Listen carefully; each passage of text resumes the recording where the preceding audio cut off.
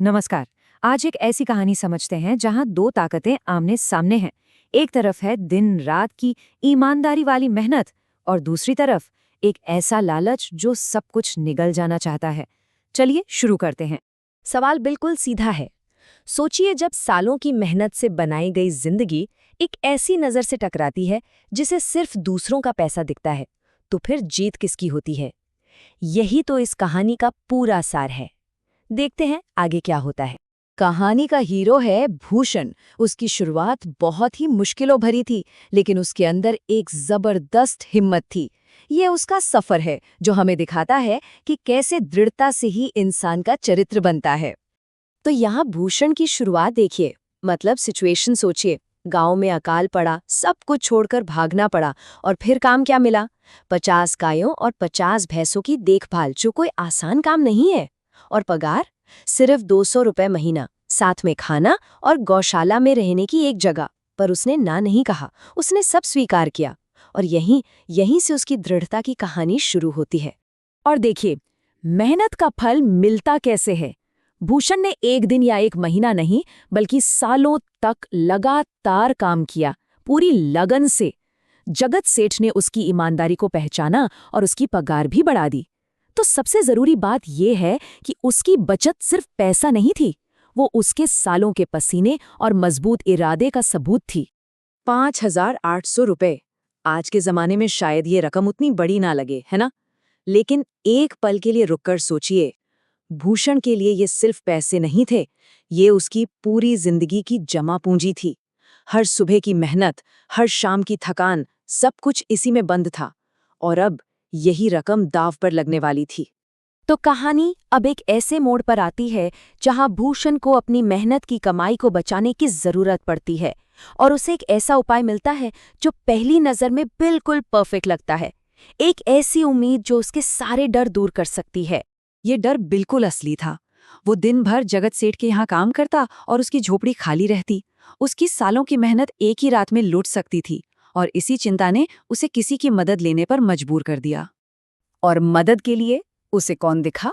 गांव का जमींदार, जिसकी इमेज ऐसी थी कि कोई भी उस पे आंख बंद करके भरोसा कर ले। एक मजबूत, सुरक्षित घर, पहरेदार और ईमानदारी की एक बेदाग रेप्यूटेशन। भूषण को लगा, इससे बेहतर और सुरक्षित जगह तो हो ही नहीं सकती। बस इन्हीं शब्दों ने भूषण का दिल जीत लिया। जमींदार ने न सिर्फ पैसे रखने का वादा किया, बल्कि ये भी दिखाया कि उसे भूषण की ईमानदारी पर कितना भरोसा है। और यहीं पर उस विश्वास की नींव रखी गई जो बहुत जल्द टूटने वाली थी। चलिए अब कहानी के उस मोड़ पर चलते हैं जहां सब कुछ बदल जाता है, जहां भरोसे का नकाब उतरता है और लालच का वो असली भयानक चेहरा सामने आता है जो एक झूठी इमेज के पीछे अब तक छिपा हुआ था। 2 साल बाद भूषण अब एक कर्मचारी से जमीन का मालिक बनने का सपना देख रहा था। अपनी बचत के साथ वो एक नई जिंदगी शुरू करना चाहता था। वो उसी भरोसे के साथ जमींदार के पास गया जिसके पास उसने अपनी पूरी जिंदगी की कमाई रखवाई थी। और यहाँ देखिए असली चेहरा। शब्दों का फर्क देखिए। पहले क्या कहा था? अरे गिनने की जरूरत नहीं, तुम पर पूरा भरोसा है। और अब कौन हो तुम? कागज दिखाओ। वही भरोसा, वही इंसान, लेकिन अब लालच ने सब कुछ बदल दिया था। उस जमींदार की जो तथाकथित सो कॉल्ड ईमानदारी थी ना, उस पर लालच बुरी तरह हावी हो चुका था। ये सिर्फ धोखा नहीं था, ये तो क्रूरता की हद थी। अपने ही पैसे वापस मांगने पर भूषण को क्या मिला? बेरहमी से पिटाई। जमींदार ने अपनी झूठी ईमानदारी की इमेज बचाने के लिए हिंसा का सहारा लिया। देखिए, लालच ने उसे इंसानियत से कितना नीचे गिरा दिया था। लेकिन कहानी यहाँ खत्म नहीं होती। जब भूषण पूरी तरह टूट चुका था, तब उसे एक साथी मिला। अब कहानी निराशा से उम्मीद की ओर बढ़ती है और इंसाफ की तलाश में एक ऐसी चाल चली जाती है जहां अक्ल का इस्तेमाल लालच को हराने के लिए किया जाता है। जगत सेठ ने अपनी जिम्मेदारी समझी। वो जानते थे कि जमींदार को सीधे सीधे चैलेंज नहीं किया जा सकता, इसलिए उन्होंने एक ऐसी योजना बनाई जो जमींदार के सबसे बड़े अवगुण यानी उसके बेहिसाब लालच पर ही हमला करती। क्या जबरदस्त योजना थी! मतलब इसे कहते हैं लोहे को लोहा काटता है। जगत सेठ ने जमींदार की सबसे बड़ी कमजोरी, उसके लालच को ही हथियार बना लिया। एक बड़ा दाना फेंका, 50,000 रुपए का। उसे देखकर जमींदार को लगा कि 5,800 लौटाकर ईमानदार बन जाता हूं तो ये बड़ी रकम हाथ लगेगी। लेकिन जैसे ही उसने भूषण के पैसे लौटाए, पूरा खेल ही पलट गया। बड़ा सौदा तो था ही नहीं, लालच को उसी के लालच से मात दे दी गई। शानदार योजना एकदम सफल रही।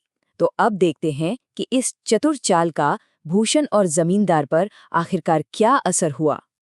ये चार्ट सब कुछ साफ साफ बता रहा है। भूषण, जिसने अपनी मेहनत की कमाई लगभग खो दी थी, उसे वो वापस मिल गई। और जमींदार, जो दोनों रकमें हड़पना चाहता था, उसके हाथ बिल्कुल खाली रह गए। आखिरकार न्याय हुआ। ये है वो पल जब जमींदार को एहसास हुआ, उसे समझ आ गया कि उसे उसी के खेल में हरा दिया गया है। उसकी इस निराशा में उसकी पूरी हार की गूंज है। वो पूरी तरह से मात खा चुका था। हर कहानी की तरह इस कहानी का भी एक बहुत गहरा सबक है। चलिए देखते हैं कि इससे क्या सीखा जा सकता है। ये टेबल असल में पूरी कहानी का निचोड़ है। एक तरफ भूषण की दृढ़ता और ईमानदारी, जिसे आखिर में इनाम मिलता है, और दूसरी तरफ जमींदार का लालच और धोखा, जो उसे सजा की ओर ले जाता है। नतीजा साफ दिखाता है कि कौन सा रास्ता आखिर में जीत की तरफ ले जाता है। जगत सेठ के ये शब्द कहानी की नैतिक सीख को बहुत खूबसूरती से बयान करते हैं।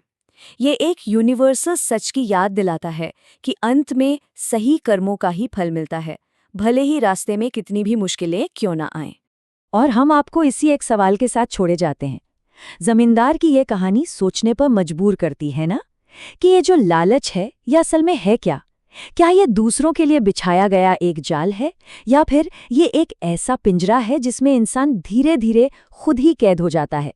इस पर जरूर सोचिएगा।